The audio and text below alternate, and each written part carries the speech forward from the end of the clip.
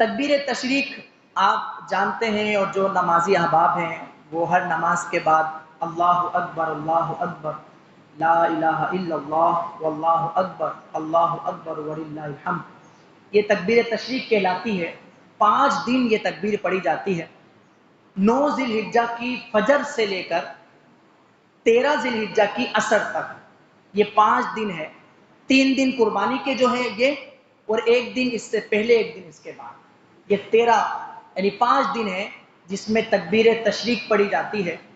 یہ خاص طور پہ تو جو جماعت مستحب طریقے سے ادا کی جا رہی ہے، اس جماعت کے بعد یہ 1 مرتبہ پڑھنا واجب ہے اور 3 دفعہ پڑھنا افضل ہے۔ بعض جگہ ایک دفعہ پڑھتے ہیں تو واجب پر عمل ہو گیا، 3 دفعہ پڑھنا افضل، ٹھیک ہے۔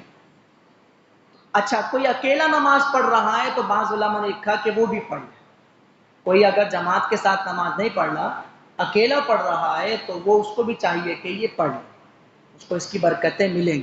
خواتین پر نہیں ہے، اس کو تکبیر تشریق بولتے ہیں۔ 5 دن ہوتے ہیں، 9 ذی الحجہ کی فجر سے لے کر 13 ذی الحجہ کی عصر تک، یہ 5 دن تکبیر تشریق پڑھی جاتی ہے، اس کو تکبیر تشریق ہے۔